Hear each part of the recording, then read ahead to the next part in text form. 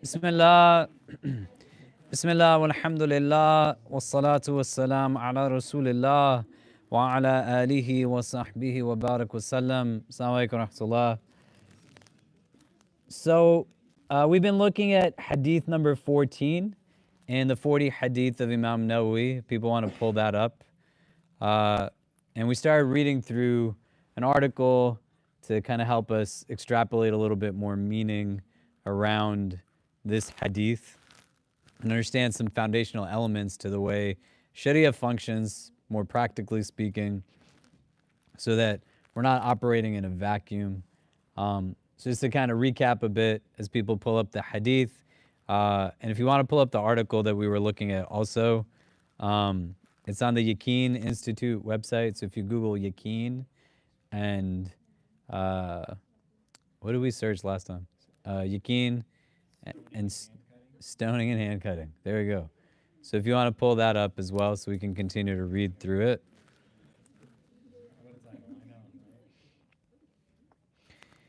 So some of the things that we kind of summated from this so far.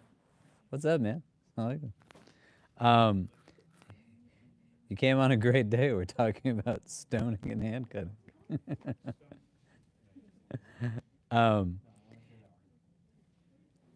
So the narrator of the hadith, we said Abdullah ibn Mas'ud radiallahu an, he narrated one of the previous hadith that we were looking at. But Abdullah ibn Mas'ud, he was known as one of the early converts to Islam in that first period of prophetic revelation. He was someone who was a physically small stature, so wasn't a very large person. He was one of the black companions. His students described him as having braids in his hair, dark-skinned. He was the first one to recite Quran publicly in that first period of public propagation. So the second period of prophethood, he stood in front of the Kaaba and read verses of Surah Rahman and was abused very deeply for doing so. He had an influential role on the people of Kufa and inevitably the establishment of the Hanafi school of thought. There's a lot that we can unpack from who he was and the influence he has on Islam as a religion. But we want to be able to understand too, because it's not something many people know, that Abdullah bin Mas'ud is a black man, right? And especially in terms of contemporary challenges that exist, within Muslim experience, as well as just globalized supremacy, recognizing this not in a tokenizing way, but in a way that understands deeply what our tradition is about, and who plays influential roles within it. We talked about the sanctity of life as a foundational ethic within Islam, the Maqasid Sharia, and that the preservation of life was one of the primary objectives of Islamic law, and outlined a baseline definition of Sharia is not like in a vacuum, right? But the idea of Sharia and its implementation is to increase benefit and reduce detriment. And if its implementation is not doing this, then either it's likely not being implemented properly, or the circumstances necessitate recognizing things that have to be fundamentally shifted, right? So in the context of what we're looking at here, for example, when Umar ibn al-Khattab radiallahu anh is Khalifa and there's famine, they suspend the had punishment for stealing because people don't have food to eat, do you know? So its implementation is not meant to be something that creates more detriment in a detrimental situation already. There has to be a sense of, well, what's the point of all of this? As we've been looking at this hadith, we don't want to look at it reductively. So we talked about some of that as well in the context of the last couple of sessions that we had. And we want to pick up from where we left off in the article, where we were giving an indication that essentially the parameters through which the jurists would determine the implementation of these like capital punishments, for lack of better words, was rooted in a sense of wanting to exert mercy over the implementation of some kind of punishment, right? So the hadith that they reference from the Prophet ﷺ that's narrated by Aisha radiallahu ta'ala anha, as well as Ali radiallahu an and others, gives an indication to err in mercy is better than to err within the confines of punishment, right? And we talked about the shubahat, that if there was anything that could give an indication that they wouldn't implement these types of punishments, like they would do that. Do you know? So we want to pick up where we left off from last time, but before we do that, can somebody read the hadith, the English and the Arabic of it? And you could read either or both and.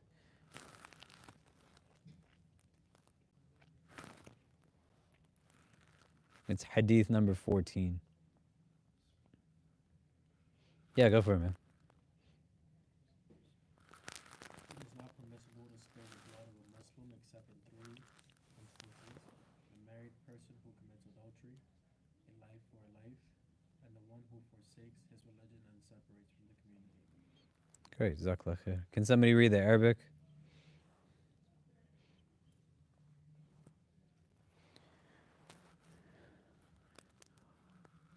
Will somebody read it? Yeah, go for it. عن ابن مسعود رضي الله عنه قال قال رسول الله صلى الله عليه وسلم لا يحل دم دم إم- دم دم دم دم دم امرئ مسلم يشهد أن لا إله إلا الله وأن رسول الله إلا بإحدى ثلاث: الثيب والزاني والنفس والتارك لدينه والمفارق للجماعة. Jazakallah khair. So, recognizing this within the broader ethos that is the sanctity of life, the idea, again, and we talked about this for like 2 hours a few weeks ago, that you can't understand this hadith in a reductive mode. Its implementation is not meant to be something that a layperson engages in any capacity, but the necessity of an established Muslim state, court system that corresponds with that, that's governed by Sharia, and parameters of due process, and understanding how some of those things function fundamentally. We're going to go back to the article that we were looking at. And I think we wrapped up on the section that says God's mercy in applying the hudud punishments. And we're now in a section that's called Off the Hook, and how non-hudud crimes were punished. People want to get to that spot.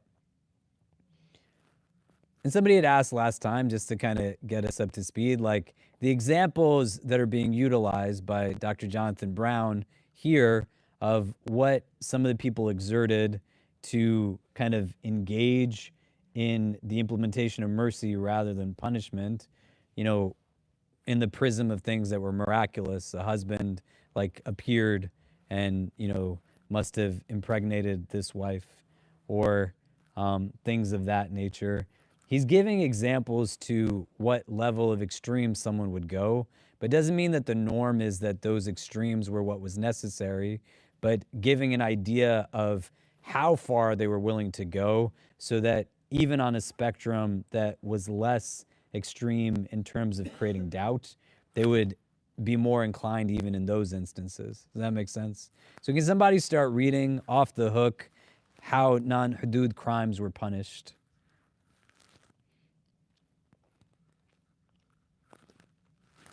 Yeah, go ahead. It's in the middle of it.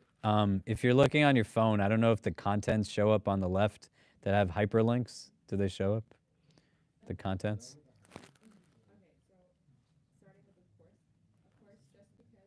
Yep, from there.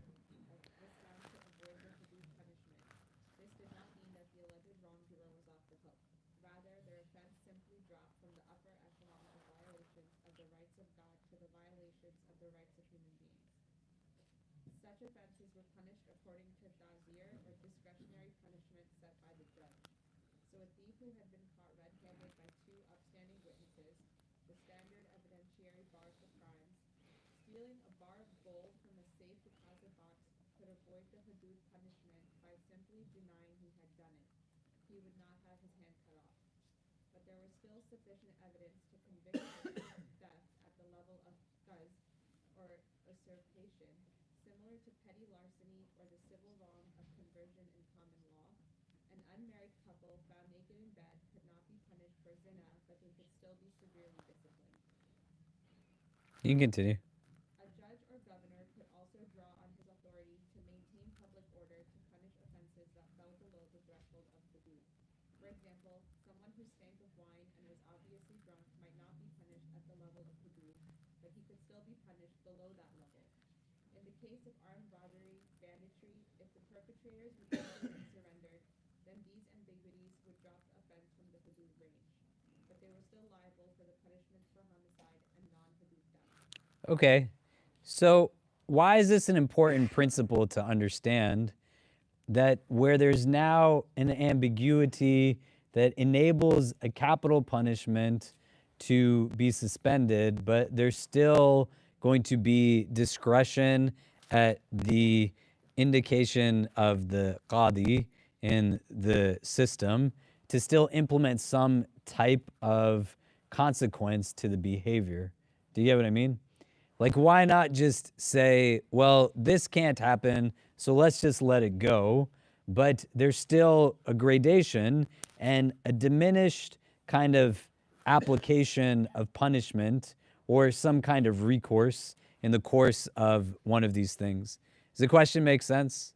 So you take a quick minute just so we can start talking to each other. I taught like 2 classes today at NYU, and all my students were like more than usual half asleep, and I don't know if that's carrying over here or not. But just so we can kind of get going a bit, like, why do you think this would be the case? You know, that there was still an enactment of something potentially that was taking place. If we can turn the person next to us, if you don't know names, more people have trickled in, share some names, and like, why might this be something that still happens? And then we'll come back and discuss, but go ahead.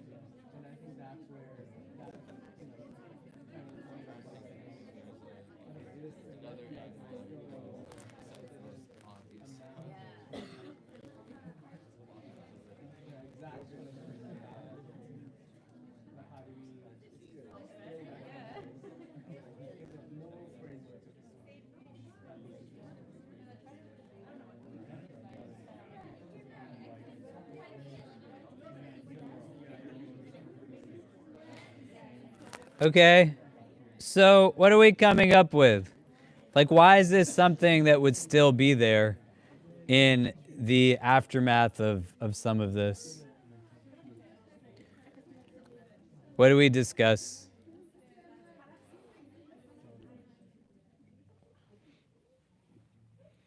Yeah. Anybody want to start? Go ahead. We were saying to maintain some social order. It's not a all or nothing case. If you were punished with the hudud, perhaps it needs to serve as a deterrent for you and for others. Okay. Yeah, to maintain some type of social order. Other thoughts? Yeah.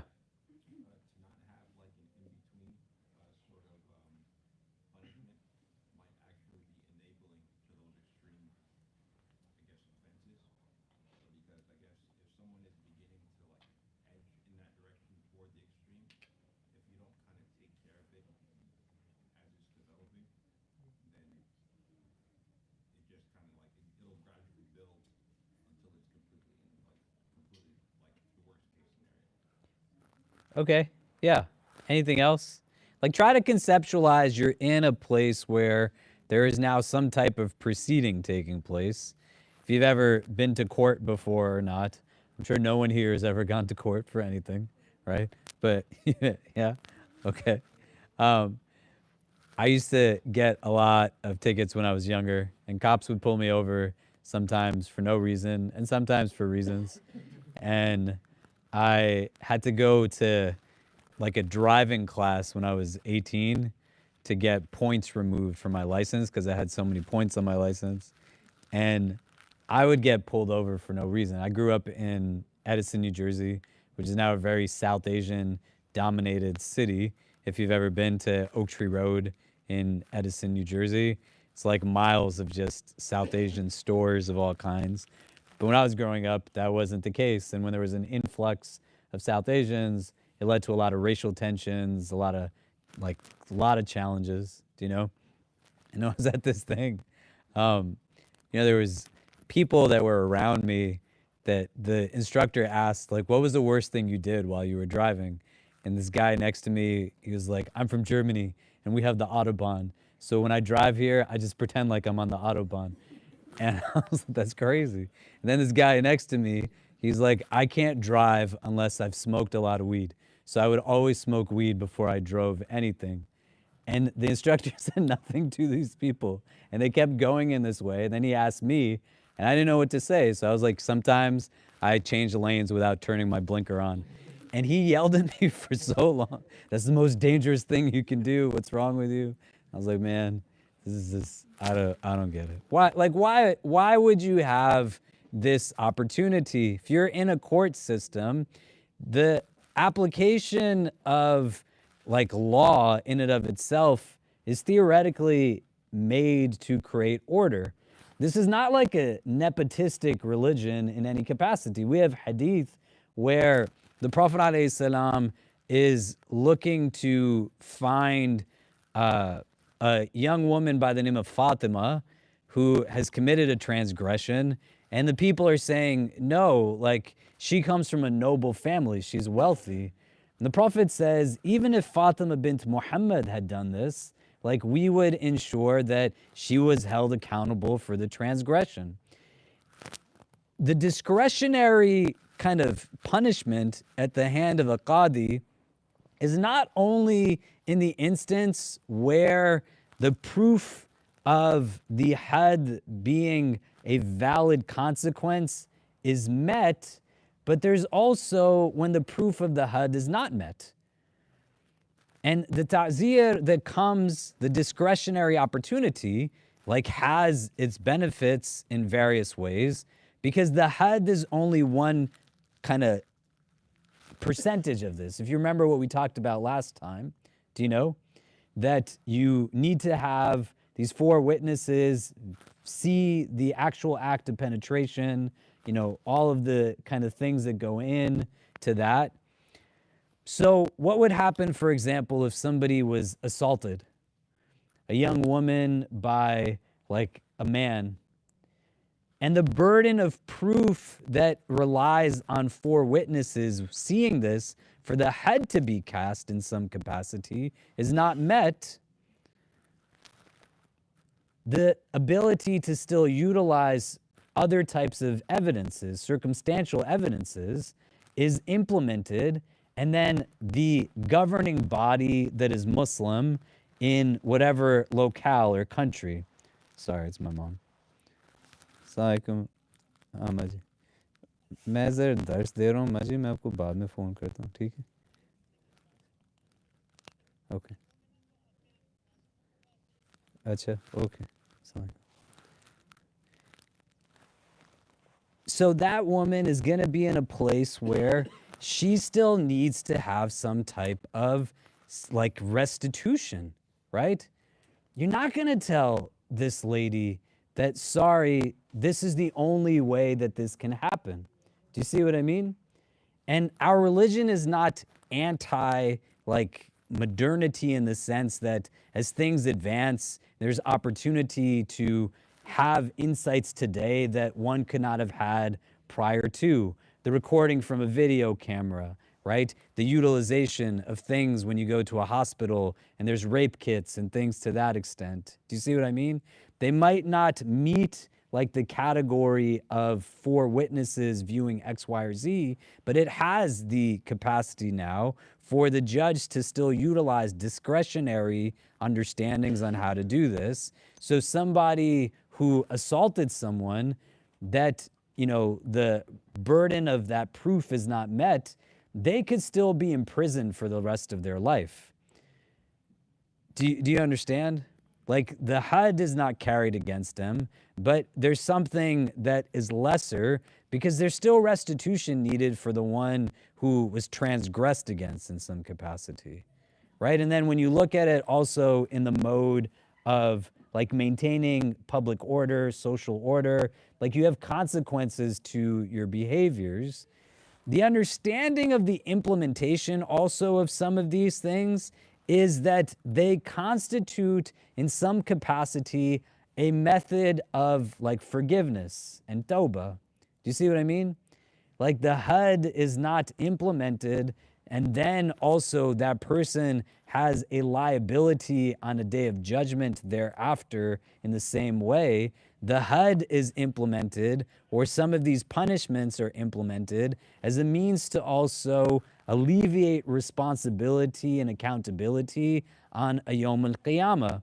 And why that's important to understand as well is that it gives an insight as to why on the few occasions someone would come to the Prophet of God and say, I committed zina, and then bear witness against themselves, like what it is that's compelling them towards this. Do you know?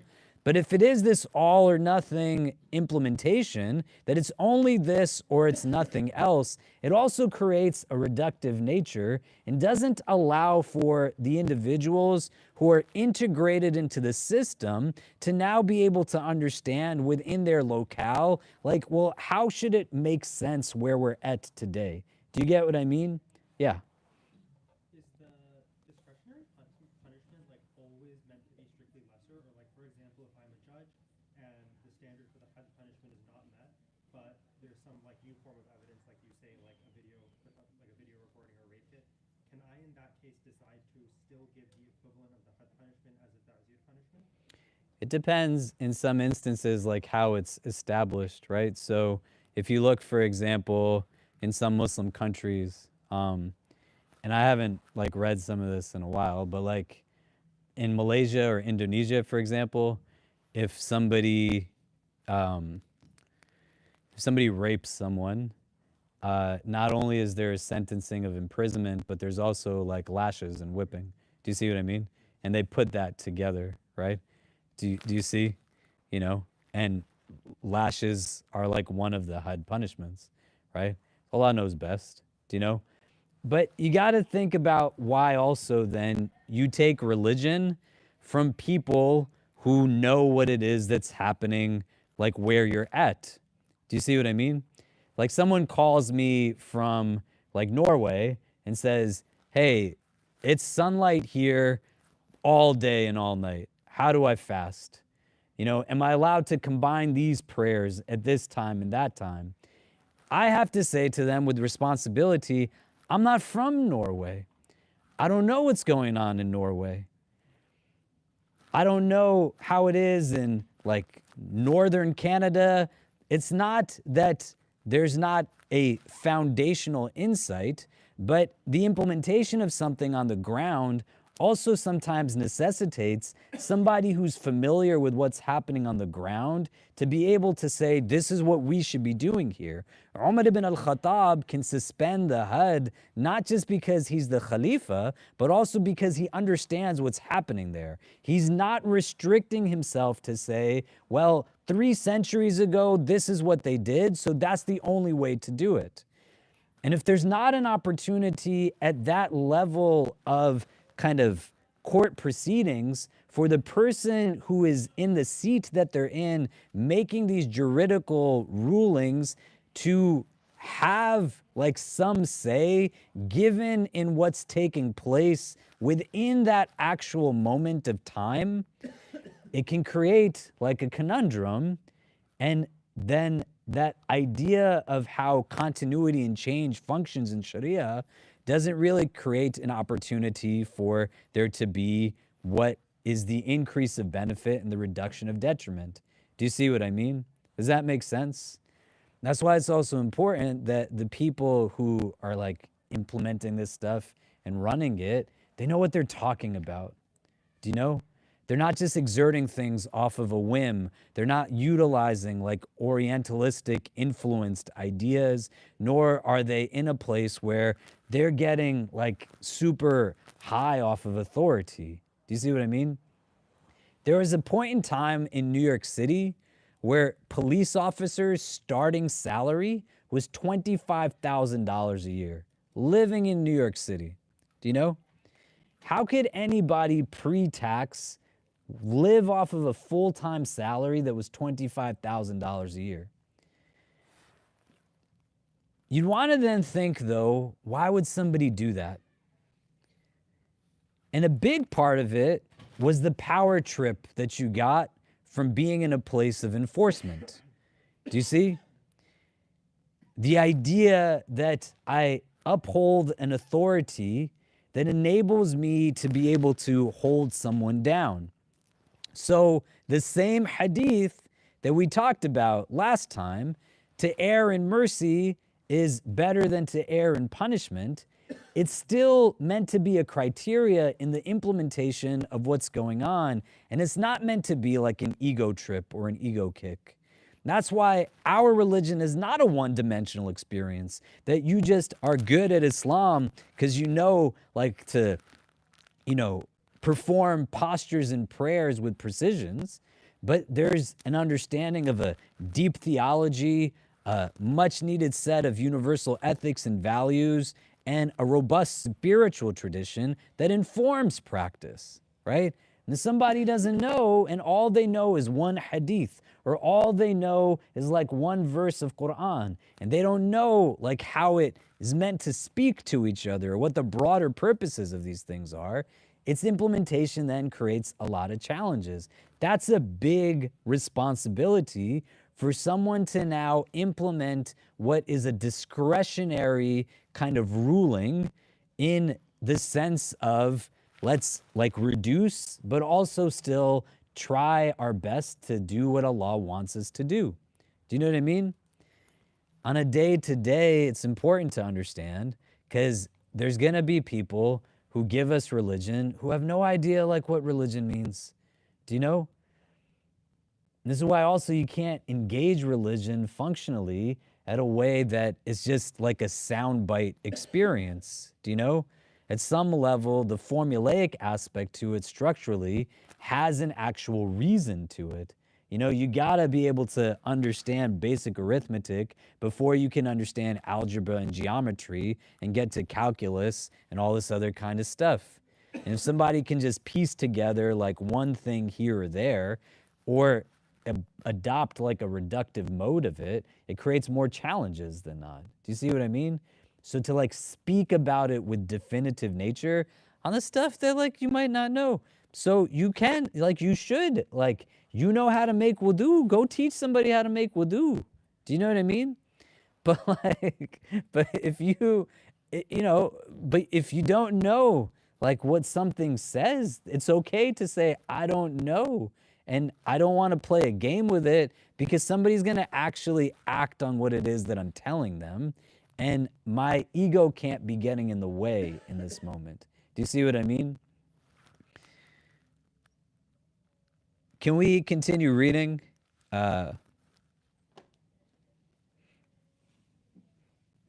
Unlike American laws, different burdens of proof. Anybody feel like reading? Yeah, go ahead. Unlike American laws, different burdens of proof in civil versus criminal cases, the main protection against conviction for a hudud crime was not the burden of proof, though this was most unachievable in the case of zina. Almost. Yeah, go ahead. Sorry. The escape hatch was more often provided by the nearly endless list of ambiguities that the judge saw as his duty to explore. Yeah, go ahead. The analogy of American criminal versus civil law is still useful since it still helps us understand how the accused could be found innocent of an act in one category of law by its standard of evidence and simultaneously found guilty of the same act in another category of law. It was much easier to produce the evidence needed to convince a judge that a perpetrator was guilty of ta'zir offense than a hudud one. In the Shafi'i school of law, for example, someone could be convicted of non-hudud theft based on the testimony of one man and two women. And in the Hanbali school, slaves could testify in non-hudud cases. But no major Muslim school of law allowed women or slaves to testify in hudud cases since the mere restrictions on who could bear witness, the more difficult it was to convict the accused. Since ta'zir is at its core determined at the discretion of the judge, some punishment could be assigned without reference to any fixed standard of proof at all. Okay, and so this is important to understand because sometimes when we're looking back at things that take place historically, we're not understanding what the wisdom is in something. So when someone says, well, how come in Sharia there's a need for sometimes two female witnesses and, you know, just one male witness? Well, when you live in like patriarchal societies, the two women are also there so that the one woman can vouch for the other woman that what they both claimed happened is what happened. It's an unfortunate reality, but it's giving consideration as to what it is. And many would give the testimony and witness of even one the same equivalency. In the relation of what it's talking about for the HUD, the idea wasn't that this denoted some inherent or innate superiority, but they were trying to limit the pool of people that would then make the implementation of the HUD something that could actually happen. Do you know? And it goes back to what we talked about a few weeks ago. Like you're trying to exert an ethic in the implementation of what is legal and trying to do what you understand like God wants you to do, not in systems that are stratified on principles of race and class, where if you have money and you can afford a lawyer, then you're gonna get a victory in most instances. And if you don't, you're gonna be like pretty screwed when you're in the American systems, right? And in much like of the legal systems, because they favor people in positions of power and privilege. Do you know? What is a guy gonna do who is in this place, right? My wife and I are foster parents, do you know? And she works with a lot of children who are survivors of abuse. And it's crazy what the capacity is of actual people to mistreat other people, including children. You know, may Allah never make us from amongst them. Understanding that she had clients that she saw who were foster kids, who they had foster parents who would abuse them and just collect like stipends to provide care. And because the systems are so underfunded and not well resourced, because you're putting billions of dollars into what is military-esque and police-oriented and law enforcement and weaponry, etc., but not putting a percentage of that into social services, mental health, school education for kids across like all walks of life. Consequently, then systems become exhausted and a lot of stuff falls through the cracks. We had a kid that we had as a placement who was like really like beautiful 1 year old kid. My kids are now 9 and 12. My daughter's turning 12. And we had this 1 year old, and this kid wanted to like play at 1 o'clock in the morning. After a few days, I was like, Priya, I'm an old man now. I don't know if I could be waking up again with a 1 year old baby at night. But mashallah, my wife is in charge in our house. And, you know, the way this kid came into our lives, he's a minority, and his mother was being harassed by law enforcement, and she stepped out of a car that she was in, and they then said, "You abandoned your child," and they took the child away. And that's not like a rarity. The ideal in the implementation of what we have is to not give consideration on these types of principles. Do you see what I mean? And so in recognizing here, like in the HUD implementation, they're trying to implement at a more kind of reduced level because they're not trying to like implement the HUD through the principle of what the Prophet is showing in his examples of deterring people, as well as on this hadith.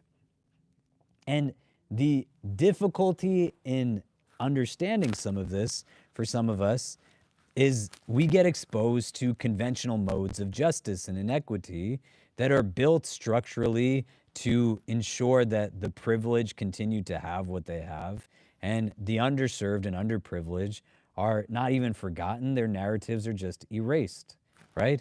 And so the ta'zir has a lesser capacity of having to be proven because there's a lot of accountability that comes in the implementation of the HUD to all of the people that are involved. Do you know?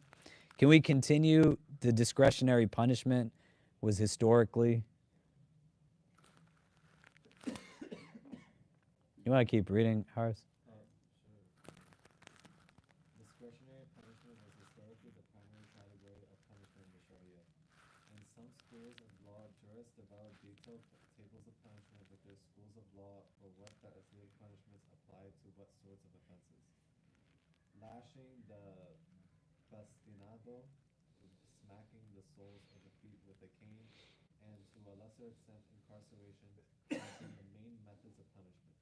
Although there has been disagreements on the details, the most common position among Muslim jurists is that the upper limit of ta'zir punishments is that they cannot reach the punishment for the equivalent hadud crime. This was simple in the case of sexual indiscretion or intoxication, for which the hadud crime had a fixed number of lashes. The most that a ta'zir punishment could be was 99 lashes for sexual crimes, or 1 day less than one year of exile.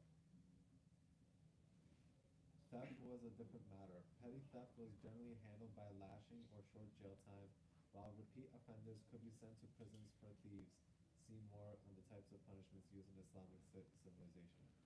Okay, so we're gonna like look at kind of some of this.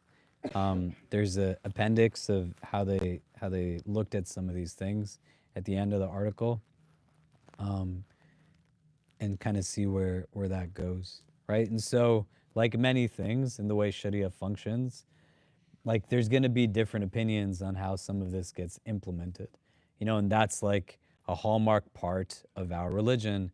It is not something that is aggressively kind of uniform in all of its capacities. There's reasons why when some of you pray, you put your hands here, or you put your hands here, or you put your hands here. There's different evidences for why people would do it in different ways. At this level also, what constitutes like ceilings and floors, limitations, insights, it's still exerted with a similar principle that there's going to then yield different approaches and different opinions. And that's why, like, when you're studying a book of fiqh, you're studying a book of theology, you want to also be able to understand that some of those texts are being written in correspondence with what's going on today. If somebody 100 years from now looked up online a lecture that said, how did Muslims in New York City bury their dead in the COVID pandemic? You weren't allowed to go to the janazah. You couldn't even go into the hospital during COVID, right? A lot of us had to deal with the difficulty of not being with loved ones at the end of their life, not being able to pray over them, right? May Allah make it easy and grant them peace. But if somebody removed the context that that happened in COVID, and all they were looking at was just like the straight action that was implemented, do you know? It wouldn't then necessarily carry over well without the context, right? But there's some people who they don't look at the context. They just say, this happened in that way, and that's how we got to do it right now. Certain theological conversations are speaking to the realities of what's taking place on the ground. Certain implementations on a fiqh level are speaking to what it is that's happening in that moment. There's going to be different implementations, different opinions, because people are still trying to struggle on things that don't have decisive text established. There's going to have probabilistic text, and they're just still trying to do what is in their understanding, like what Allah would want for us to do in this. Can we keep reading? One of the most important features of how the hudud crimes. Anyone wants to pick up? Yeah. One of the most important features of how the Hadith crimes were conceptualized in the Sunnah and by later jurists was the central role of avoiding injustice, seeking out offenses done in private and providing succor, finding excuses for, or turning a blind eye to private misconduct.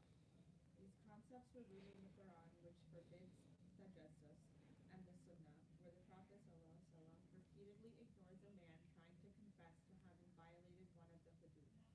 If you seek out a people's secret or shameful areas, the Prophet ﷺ warns, you'll ruin them.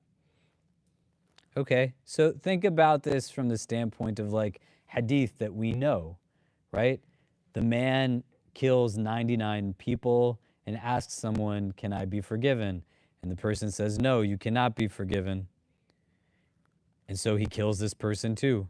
Now he's killed 100 in total, and he asks someone who's more knowledgeable, and this person says, yes, you can be, but you have to go to this other town and leave from this place. The idea of exile as a form of punishment within these categories is both for the benefit of the individual as well as for like the person that's the towns that they're leaving behind where they're perpetrating. Do you see what I mean? And that hadith ends where the man passes away in the midst of the journey. The angels come, we should take him to Jahannam, to hell. We should take him to heaven. He didn't reach the town. He was on his way. And so when they ask Allah what to do, Allah says that if his body's closer to the first town where he carried out these transgressions, then take him to hell. And if his body is closer to the second town where he was going to seek kind of his own redemption, then take him to heaven.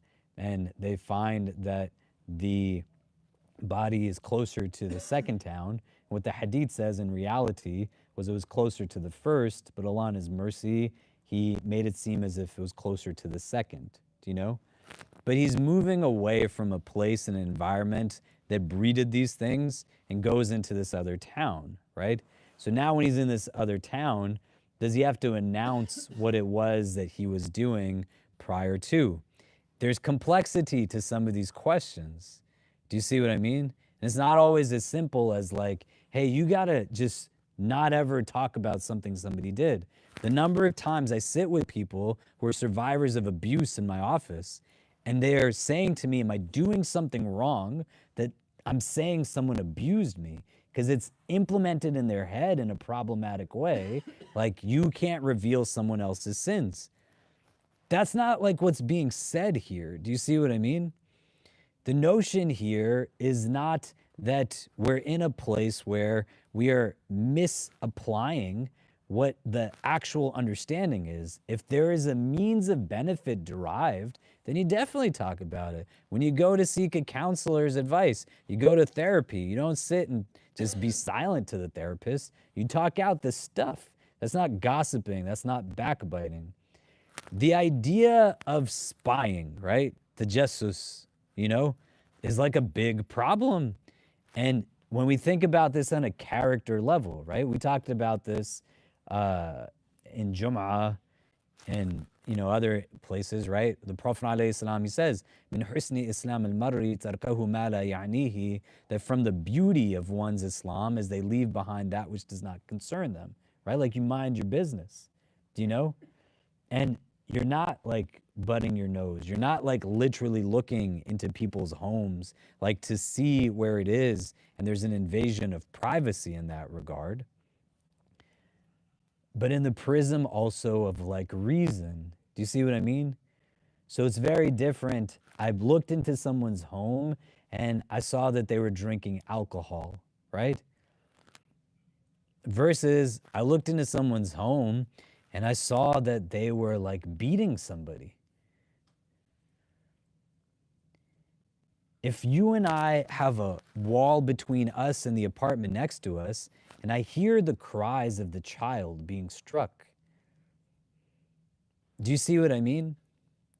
And the corroborating evidences in this that would be understood as circumstantial, not in the prism of what is non-circumstantial, but circumstantial, could be enough to render like a discretionary punishment in an instance. Do you know? You just want to think deeply about like what our religion's purpose is and what the point of it is. Do you see what I mean? Somebody is committing zina in their home is different than if somebody is like physically harming someone in their home. Do you know? These are not the equivalents, nor is it to say, am I doing something wrong by revealing that this person did this to me? The idea of how it exerts itself in the long term necessitates thinking out the toxicity it does to my own heart.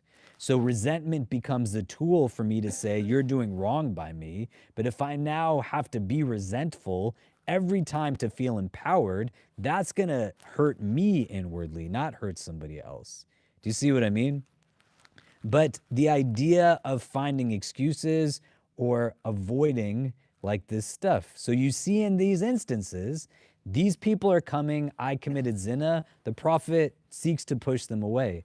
But when women come to the Prophet and they say, like, our husbands mistreat us in this way, he doesn't ever say to them, well, let's just go back and pretend like it's not happening. Do you get what I mean? Does that make sense? And understanding those things, because even if we're not implementing this at the level of like a Sharia-based court, which we are not, we still have to like deal with things day to day. Do you know? And to the best of our capacity, where does accountability lie back to me when I have now an opportunity? So what does actual like satr include? What does actual tajassus include? Do you know? And knowing, man, like gossip is not good in our religion, so stop doing it. Backbiting, not a good thing. Do you know? You don't want to do those things. Do you see what I mean? But being able to think about the things we shouldn't be talking about are likely most of the things that get discussed, and the things that we should be like speaking about, people are just telling us to shut our mouths on them. You'd also want to think about why. Like, who are the ones that create authoritative structures that then influence what it is deemed to be appropriate and inappropriate? Do you know what I mean? And how do you get to a place where like silence on things that we should not be silent on are things that we are applying some of this to versus the things that we should be speaking about there is unfortunately like a lot more discussions on what we should be silent on and silence on the things we should be discussing. Do you see what I'm saying? Can we continue? The companions understood this as a key to legal procedure.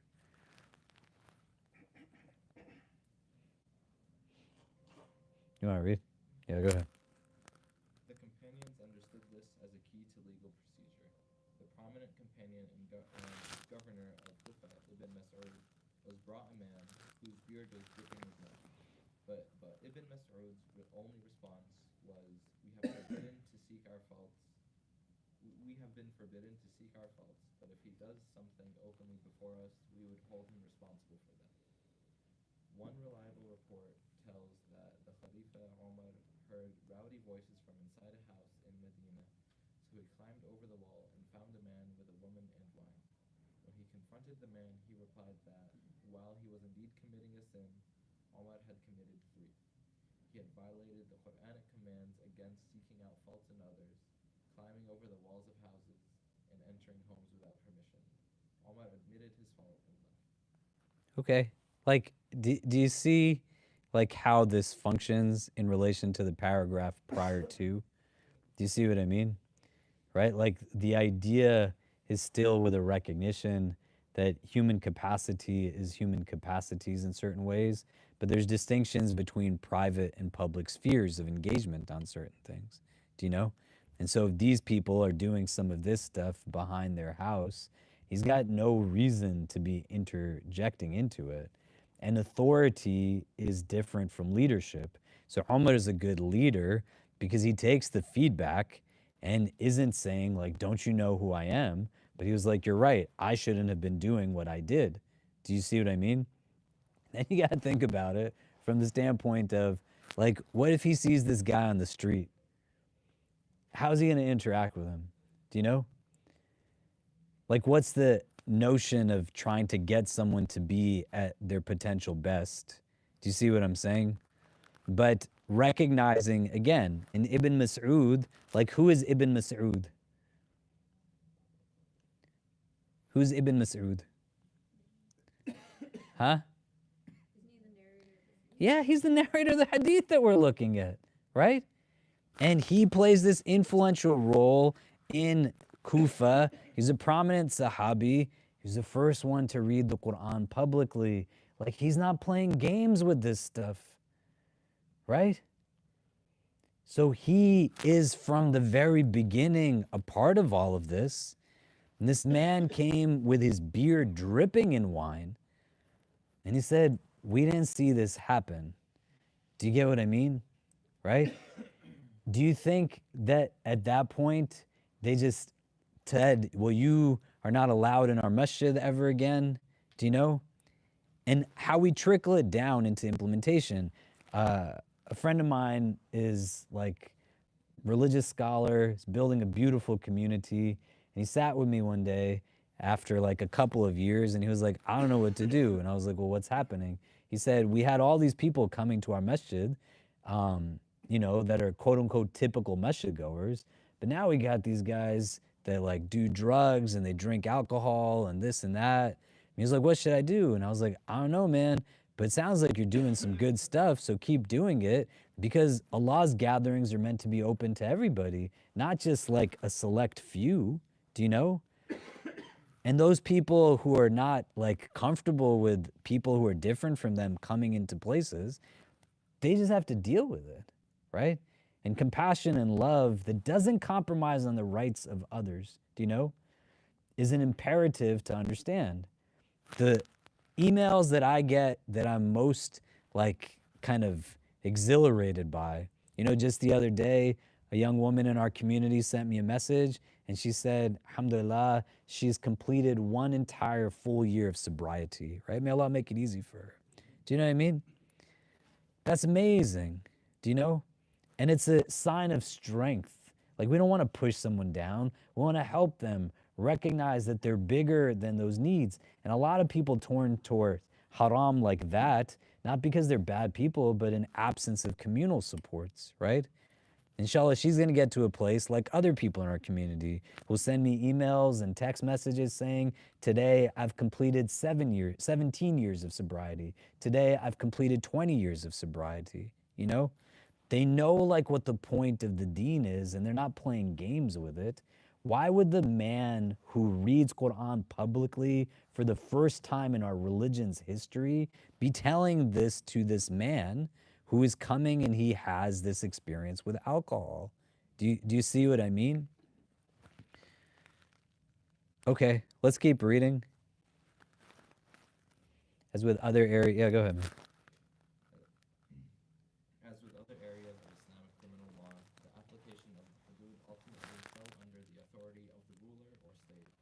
Although the Prophet ﷺ warned that once a hudud crime had reached the authority, the trial had to be held, this was meant to emphasize that no one could expect favoritism. The Prophet ﷺ and early Khalifas made it clear that the ruling authority could suspend hudud punishments entirely if this was necessary. As the Prophet ﷺ ordered for soldiers who stole while out on campaign, and as Omar famously ordered for theft in times of peace. As the famous Hanafi jurist al-Qassani wrote, it is not permissible to carry out hudud without the probability of some benefit. Liability as opposed to an asset. Do you know? And we go through this exercise on this so that you can understand that there's a lot more that goes into it, that what anybody who wants you to be self loathing, or even intra a Muslim community, someone who seeks to elevate themselves by denigrating someone else is going to claim like religion to be. This is like how we can understand the implementation of some of these things. Let's go into this next section on historical application of hudud in Islamic civilization. And we had read some of this before when we first started, but just to kind of read it now through the frame of where we are. Does somebody want to read this section? Yeah, go ahead. The Muslim judges who applied the rules of fiqh also took the command of the Prophet ﷺ to ward off the hudud by ambiguity and the divine command. All indications are that the hudud punishments were very rarely carried out historically. A Scottish doctor working in Aleppo in the mid-1700s observed that there were only 6 public executions in 20 years. This was rare, he observed, and when it occurred, it was punished by bastinado. A famous British scholar of Arabic in Egypt in the mid-1800s reported that the hudud punishment for theft had not been inflicted in recent memory. In the roughly 500 years that the Ottoman Empire ruled Constantinople, records show that only one instance of stoning for adultery took place. Contrast this with colonial America, USA, where over 50 people were executed for various sexual crimes between 1608 and 1785. Jurists' theories of far-fetched ambiguities found real-life application. A Muslim woman in India in the late 1500s, whose husband had died in battle, was suddenly found to be pregnant and was accused of fornication. She claimed that her husband had been miraculously brought back to life every Friday night when he would visit her. Jurists of India's predominant Hanafi school of thought consulted on the case and replied that it was indeed technically possible for such a miracle to have occurred. The concept of non-invasiveness, i.e. avoiding tajassus and covering up faults, satr, also became real practices. Wine drinking, fornication, prostitution, and homosexuality became widespread in medieval Islamic civilization. Yet Muslim scholars could do little more than complain about this. One scholar in Mughal India himself strayed into wanton ways, taking up womanizing and throwing drinking parties. When the market police climbed over the wall of his house to break up one such party, he reprimanded them by reminding them of the Caliph Omar's lapse. The police left the scholar's house in shame. The scholar later reformed himself, reports his biographer. In the extreme west of the Islamic world, the chief judge of Fez in the early 1300s was respected by everyone for his fairness and knowledge, but he was criticized for hiring someone to sniff out alcohol on people's breath, and he deserved that criticism, added one Muslim chronicler. Okay, so let's take a pause, right? We're kind of understanding this now contextually and how this was implemented at a historical level, right? And it wasn't just a mass implementation of you did X, so consequently you will yield Y, and that's just how it is, right? But if anything, it's showing that the norm was to move away from the enactment of the HUD punishments, and just from historical record, that's kind of what it is. And this is why you want to know your history and know how some of these things develop in these ways. Go ahead. Instances in which thieves did have their hands cut off were shocking to local populations.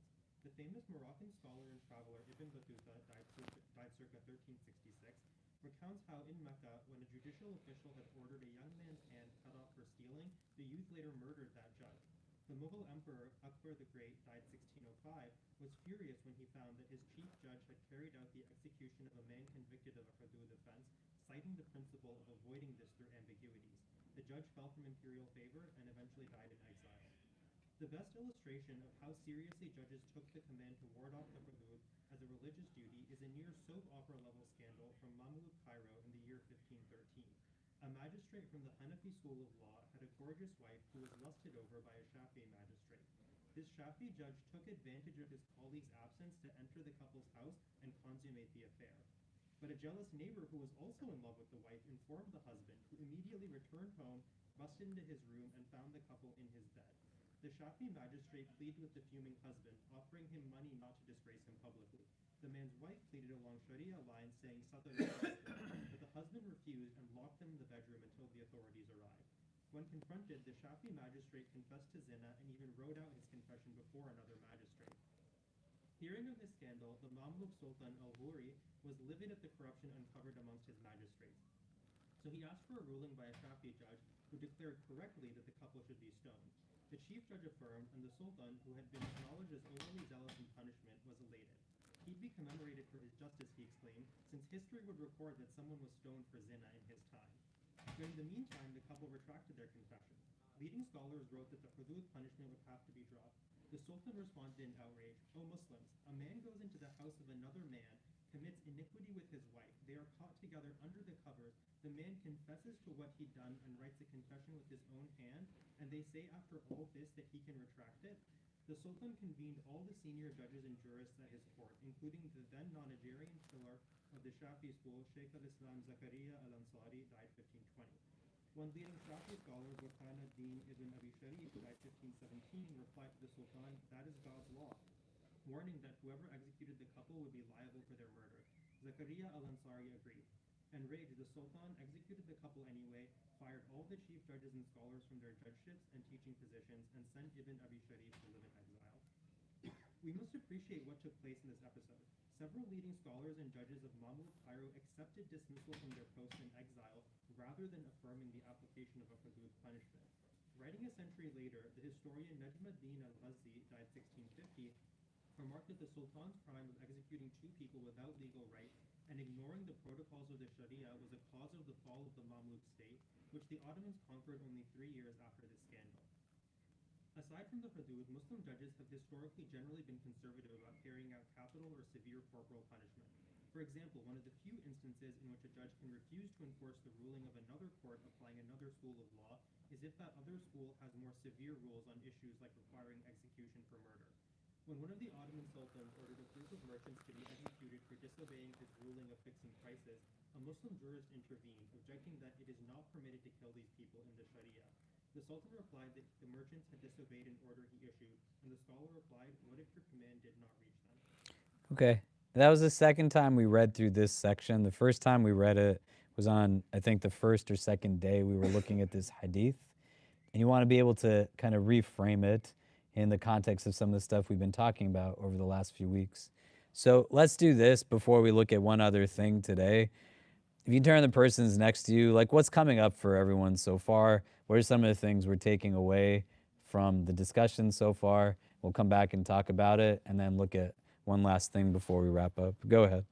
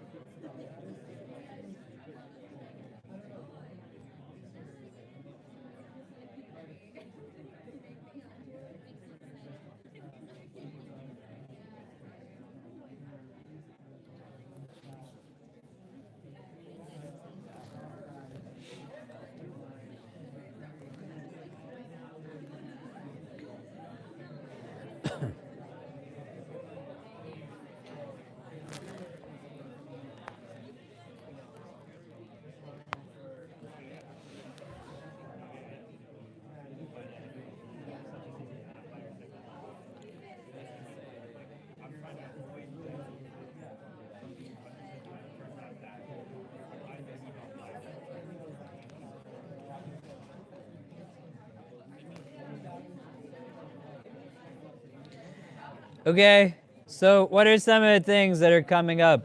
Like, what are we taking away thus far?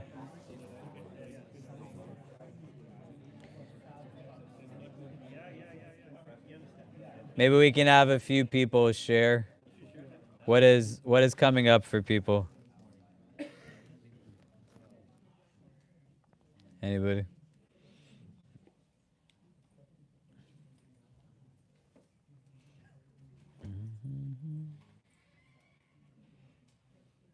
I just realized I have a mic on, and when you all are talking, sometimes I'm talking to myself, and sometimes I'm also humming and singing.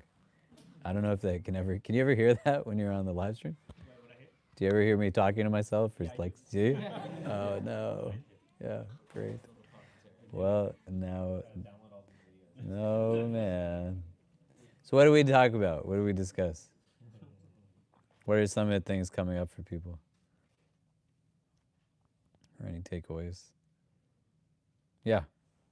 I was feeling real strongly in thinking about compassion and non-judgment, and instead of talking about reusing, and it's really difficult to be compassionate with someone when we have like judgment or fear that like being compassionate or holding space for someone like could be detrimental to us in some way, whether like physically or emotionally or mentally. And I think real compassion is like us doing our own work with that fear to be present with someone with whatever they're going through. And it's really difficult, this idea of sometimes that might mean like feeding the snake in someone's stomach so that it doesn't eat them, you know, which is harm reduction, right? Like harm reduction is a compassionate approach. I think that's kind of what. Yeah, right. And that's one of the buckets of what Sharia is about. So if anybody ever asks you what's the point of Sharia, you don't say like, so we pray 5 times a day, right? That's like a part of what Sharia encompasses, but the purpose of Sharia is the increase of benefit and the reduce of detriment. So harm reduction is a part of it, right? In all of its facets. Do you see? What are other takeaways, things coming up for people? Yeah.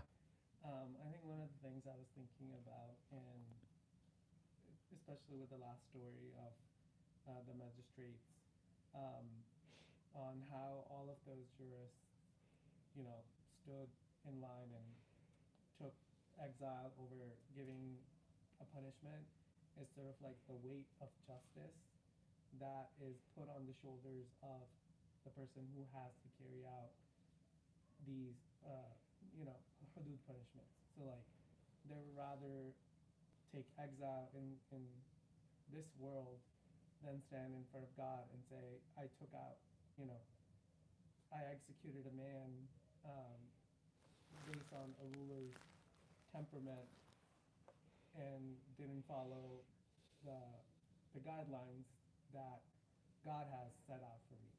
So I think that's really coming up, and how people just sort of take these commandments and these hududs in their hands in crowds and don't think about the weight of justice that is required in our religion.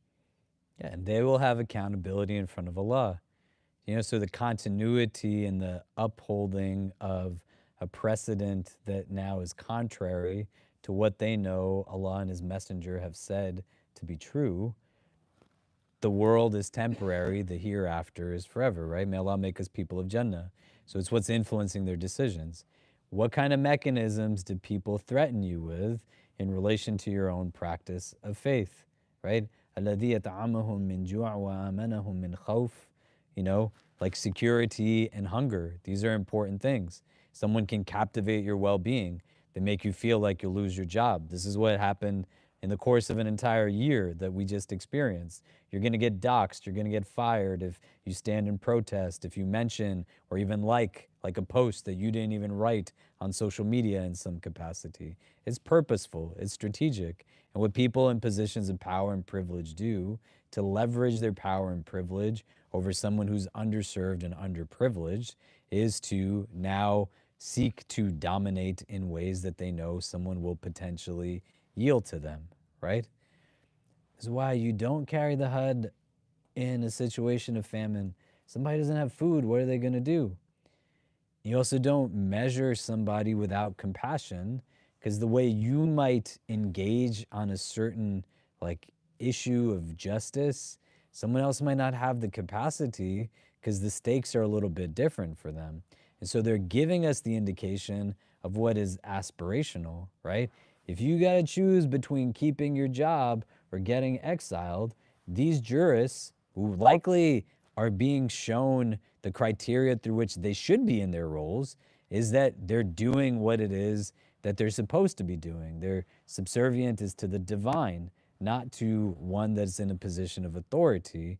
They would be doing wrong by religion if they said we will uphold the killing of these people. Do you see what I mean? Does that make sense? Right? What I want us to do just before we wrap up, if you scroll all the way to the bottom, there's an appendix. It's called The Requirements for Amputation for Theft from a Subki. We want to just read through this to give you an understanding of what they're looking for and not looking for in even considering for the HUD to be implemented. Did people get to that part in the article? Okay. So this is a fatwa given by Taqiyuddin Ali ibn Abdul Kafi as-Subki, a senior Shafi scholar and judge from one of the leading scholarly families of Damascus. The Imam and Sheikh, may God have mercy on him, said, "It has been agreed upon that the had punishment is obligatory for one who has committed theft and for whom the following conditions apply. The item was taken from a place generally considered secure. It had not been procured as spoils of war, nor from the public treasury, and it was taken by his own hand, not by some tool or mechanism, on his own solely while he was of sound mind and of age and a Muslim and free. And as we read through this list, I want you to just think about what stands out in your mind, like how you can kind of understand the way they reach these concluding points. Is there anything interesting in what's listed as well as like what's not listed? While he was of sound mind and of age and a Muslim and free, not in the haram in Mecca and not in the abode of war, right? So within kind of framings of how the world is broken down, there's kind of two prominent understandings within Islamic theories. There's Dar al-Islam, like the abode of Islam, and Dar al-Harb, which is like a mode of existence that's aggressive. What most people interject is a third prism that is Dar es-Salam, like a abode of kind of mutual harmony. Do you know? So essentially here, this is what he's talking about, right? Like you're not in a Muslim place. You're in a place where Islam is not what is governing this. And he is not one who is granted access to it from time to time.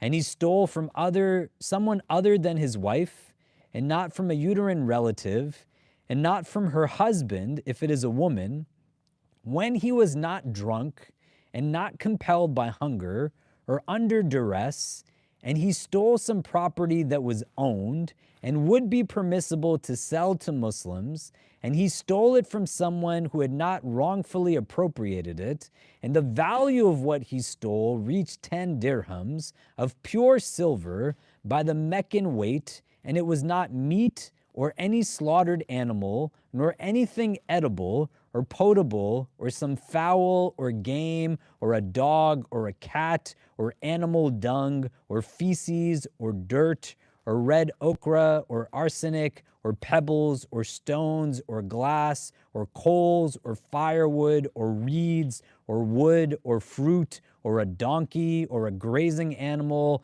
or a copy of the Quran, or a plant pulled up from its roots, or produce from a walled garden, or a tree, or a free person, or a slave, if they are able to speak and are of sound mind, and he had committed no offense against him before he removed him from a place where he had not been permitted to enter, from his secure location by his own hand, and witness is borne to all of the above by two witnesses who are men according to the requirements and procedures that we already presented in the chapter on testimony, and they did not disagree or retract their testimony, and the thief did not claim that he was the rightful owner of what he stole, and his left hand is healthy, and his foot is healthy, and neither body part is missing anything, and the person he stole from does not give him what he had stolen as a gift, and he did not become the owner of what he stole after he stole it,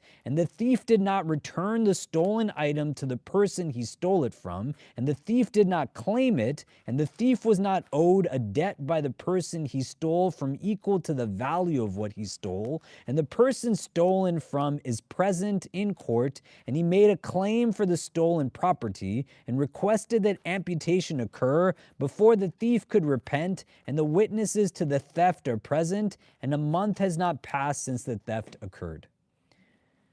There's a lot of different things going on there, right? So just so it becomes a little concrete, just a last set of conversations, then we'll wrap up. If you talk to the person next to you, what sticks out on this list? Like in terms of what's present, in terms of what's absent, anything interesting as we're reading through it, and then we'll come back and discuss. So just talk it out for a few minutes. We'll come back and discuss, and we'll wrap up for tonight.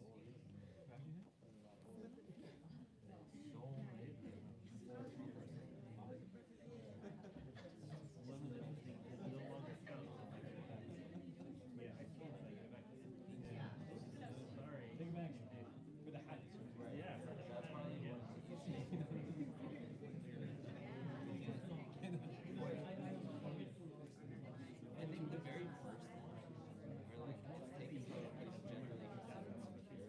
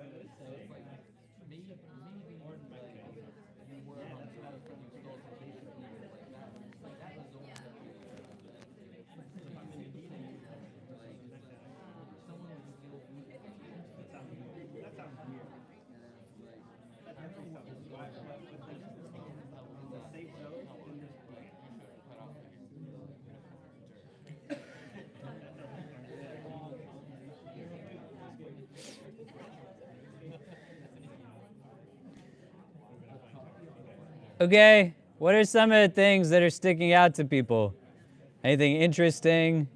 Anything that you felt like you thought would be there that's not there, or you were surprised to see on this list? Yeah. I thought the list was very generous and gave a lot of consideration to the human experience. Like if someone is hungry, and they're not full of food, then obviously that temptation or that desire has a little bit more of context. Like this person needs to fulfill their basic needs of survival, so go easy on them, as well as like the other one I thought was interesting was and he is not one who is granted access to it from time to time. Like the example that was in my head, like when I visit my family in Pakistan, and there's like helpers there, like helping clean the house. It's a sad thing to witness, but they're like, sometimes we need to keep an eye on like where the jewelry and gold is kept, because the idea was that like the human condition is that it's very tempting to just kind of grab it, and that's not that I think that that's okay for that to be the concept there, but that's kind of what I thought of, and so it's very generous, and it thinks about like human beings are imperfect people who might be tempted and have a lot of different needs, and need ways to fulfill them. Yeah, and it's also kind of in the prism of misunderstanding, right? Like, if this is my wife's laptop and she lets me use it sometimes, and I brought it here, and then I went home, and my kids and my wife were like, "You stole Mama's laptop." I was like, "Well, no, like I have access to it from time to time." Do you know what I mean? Right? Like, there's all kinds of random places I find these chairs in this building sometimes. Do you know? And like, why is this chair here? But people come in here and they have access to it, and some might assume that they can take it elsewhere. Because the accusation, right, which is a problem, like if you make false testimony, this is like a big problem in our religion, right? But there's sometimes is going to be a reason also as to why I might have used it.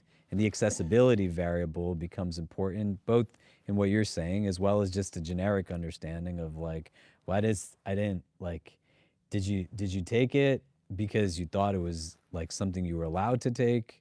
Do you know what I mean? Like, have you had some interaction with it before? Does that make sense? Right? Other thoughts? Like, what else stuck out to people? What's interesting? What did you not see that you thought you would? Yeah. If you can help me understand, why did it call out in Mecca specifically, not Medina or anywhere around the world? Why? The haram in and of itself is just like a sanctified space. That its sanctity is very different from other like places in the world. Do you know? So Mecca is also different from Medina, in that like the sanctity of Mecca on a whole is also just seen as like a sanctified city.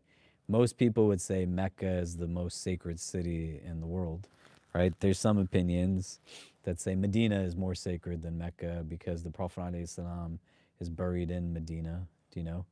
And there's like other reasons that kind of go into it. But like the entire like kind of set of boundaries that make up Mecca, not just like the haram and the masjid itself, but the city on a whole is like seen as like a sanctified space. Do you know what I mean? Yeah. Yeah. You go ahead. I have a couple. So okay, so it says his left hand is to be has to be heavy. So I don't know what the right hand. So Well, like the right hand is going to be like the dominant hand, right? So the sunnah is to use the right hand. Do you see what I mean? But like the idea is if you're amputating someone's hand and they already don't have a hand or they're missing a limb, right? It's just like a different consideration at that point. You know, what's somebody going to do without the utilization of both of their hands? So to be able-bodied and have capacity, right? You have full kind of retainment of your mental faculties at that point in time. You're not in a state of duress. You're not intoxicated, you know. But the consequences are very serious. So if somebody is already in a place where their physical body is different, like, and the head is being potentially considered, like, you know what I mean?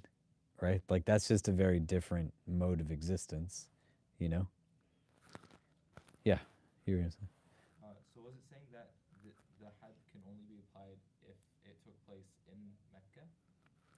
No, it's saying Not, like, not Mecca. yeah, yeah, yeah, Okay, because the way it was just the bullet points yeah. where it just it said not in Mecca, and then the next bullet was in not in the Haram bullet point, and then the next bullet point was in Mecca.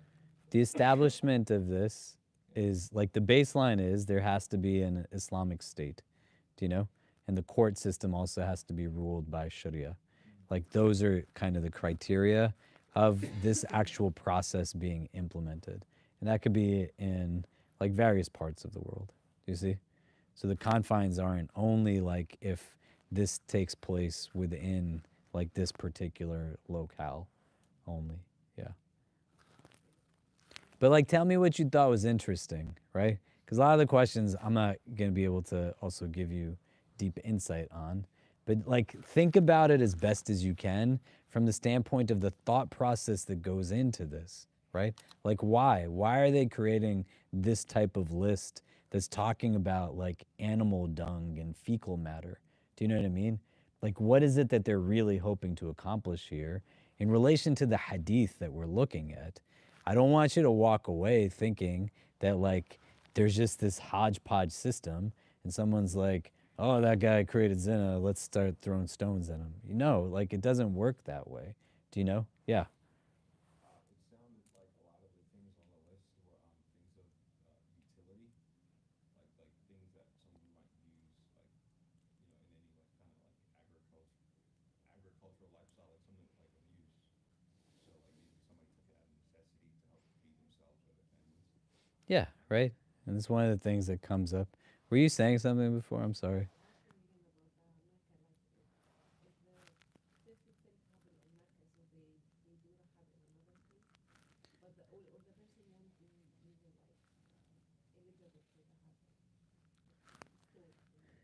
If we read the line together, right? The Imam and Shaykh Allah said, it has been agreed that the had punishment is obligatory for one who has committed theft and not in the haram in Mecca.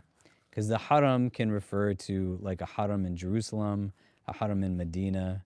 Do you know what I mean? Right? So it's giving like specificity to what this is.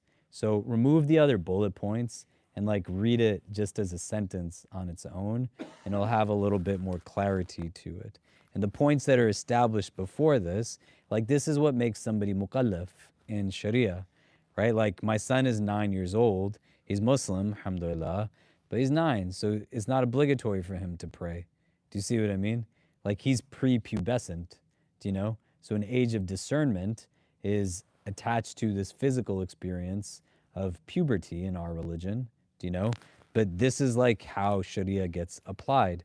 If someone is insane, like it doesn't apply to them, right? And that's not meant to be judgmental, but if somebody lacks sanity, they don't have their mental faculties of age, meaning they are considered to be mukallaf, they're post-pubescent, and they are Muslim, and they are free, and they're not in the haram in Mecca. Do you know? Do you see? Other things that are coming up for people? Like when I read it, I'm like, people really try to exert compassion, right? And the first hadith that you're taught pretty much in any majlis is called Hadith al-Rahma, right? The hadith of compassion, the hadith of mercy. الراحمون يرحمهم الرحمن ارحموا من في الأرض يرحمكم من في السماء. The merciful one is merciful to those who are merciful. Be merciful on the earth. The one who is in the heavens will be merciful to you, right? Sometimes the most merciful thing you could do is keep someone from continuing to do the harm that they do, right? It's not merciful to pretend like they're not doing it. The most merciful thing in the reduction of harm is to keep that person from continuing until they're ready to not do that harm anymore. Do you see what I mean? So you don't want to have like a simplistic understanding of mercy that says, I became a doormat to somebody. Do you know? Or on the other end of it, like you're not being merciful, you're supposed to forgive me. And it's like, you treat me like not just poorly, like you abuse me, you oppress me. Do you see what I'm saying? Right? That's not kind of what's here, but in the implementation, the default is like, this is what we're supposed to be, right? وَمَا أَرْسَلْنَاكَ إِلَّا, like what does the verse say? رَحْمَةً لِلْعَالَمِينَ. You know, that's what the Prophet was sent to be, like rahmah for all of the worlds, right? So the idea is not, and when you look at that last section that we read, what does it describe, like the person who is enacting the punishment? Like he would be elated to go down in history as somebody who carried out a had for someone committing zina, meaning like it's a rarity. Why would it stick out? Because nobody's doing it. And why is this man happy about this? Do you know? Like, why would that be something that you'd want to do with like a sense of joy in the process? Do you see what I mean? Right? Like, it's not meant to be like we're not a population that enjoys the hunt. You know, we hunt because like we eat and we don't eat a lot of meat. We're not supposed to. Do you see? Right? But there's like a sense of dignity and honor that goes into it that respects the animal. You remove the animal from the presence of other animals. You're not in this mass productive cycle of just like killing animals in front of other animals. So you're torturing and creating fear in them, right? And there's a sense of like understanding within this. And when you slaughter an animal in Sharia, you say Bismillah, Allahu Akbar, right? You're not saying Bismillah Rahman Rahim. And it's not that you want to be devoid of mercy, but like you're so kind of taken aback at taking the life of a creature that invoking like Ar-Rahman in that moment, it doesn't like kind of go hand in hand, right? So the dua at like the slaughter, you go at the jugular, and the idea is with a horizontal, right? Some people say a vertical is fine, but most would say the horizontal is necessary. And you're cutting through 4 of the main arteries in the throat. It creates immediate cessation of feeling in the animal, right? But the dua is Bismillah, Allahu Akbar. Even an animal that you're going to eat, like you're conscious so much of rahmah that you don't mention rahmah in that moment because like you're slaughtering an animal. Do you know? It's not meant to be like a pleasurable like action in and of itself. Does that make sense? Do you get what I mean? Right? Like if I walked in here and I was like, I love like killing animals. Do you know? That's like a weird thing to do. Do you see what I mean? Right? And so, in the application of it on a human level, the exertion is still rooted in this. And this is something that he is creating now in this prism of an entry point to the existence of the shubahat that says, like, here's a reason as to why we can't carry out the had. Do you see what I mean? As like a baseline entry. If any of this comes up, like we got to move it to something that's a lesser degree of interaction on this. Does that make sense? Yeah. Okay, so let's do this. We'll take a pause here. Just a couple of things before we wrap up. The rest of this week, I think we're just doing all of our regular halakas and programs. So Dr. Murmur will have something tomorrow at 6. I'm going to do our student halakha tomorrow at 7. On Wednesday, Dr. Marwa will do her halakha at 6, and then I'll do our Sira halakha at 7. And I don't know if Sheikh Faz is doing a halakha this Thursday or not. On Sunday, we're going to have a meetup through our Black Muslim Initiative. It's open to everybody. And details on that were sent to our email lists. And then other stuff that we have going on, we'll be sending out to people. I think there's like a healthcare panel that's happening as well on Saturday, maybe. I should probably know these things. Saturday, 2 p.m. Look at that. Alhamdulillah. So try to come to whatever you can, do you know? And we want to brace ourselves, right, for a variety of things. Like you don't want to only deal with exhaustion when you're exhausted. You want to preemptively have foresight, right? And we're in a place where like people went through an election cycle, people went through other like difficult realities. We still have what's happening in Sudan and the Congo and Rohingya and Uyghurs and in Gaza and the West Bank, and what, you know, was the unfortunate tragedy to this young girl from Wissam Sharif, and like her mother, and to the mother as well from Wissam Sharif, may Allah make it easy for them, right? It like builds itself up, likely once there's a transition of power, we can assume that it's going to be a stressful circumstance for many people, right? May Allah make it easy. Might not be for you, but it could be. And it likely will be for somebody that's sitting somewhere in the room, next to you, behind you, in front of you, whatever. When you have opportunities for there to be a lull in what creates exhaustion, the idea is to not just engage absent of what will be forthcoming.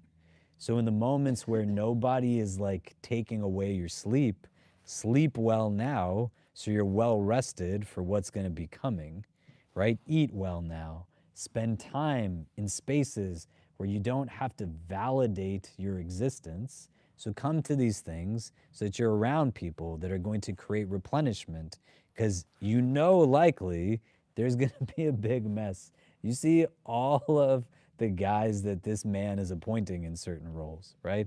How will it not be messy? The anxiety that it might create for people is not going to help. It's just going to create the facade of contemplation where rumination just exhausts us more, right? The nafs shaitan is going to try to bring us to a place where a difficult situation is more difficult. Do you know what I mean? And it's not a vacuum. Then you got all the other stuff that's going on in life that's heavy and hard, right? So be smart in the sense that either someone will benefit from you being in a room potentially, or like you might need people that help replenish you so that it's not just in the midst of a stressful situation. You start thinking about like, where's all the people I can lean on? We'll still be here, inshallah, right? But you can seek out preemptively like community support even when you're not running on empty. Does that make sense? Yeah. So try to come to stuff, let people know so they can come also. If anybody needs anything, let us know. But maybe we can take a pause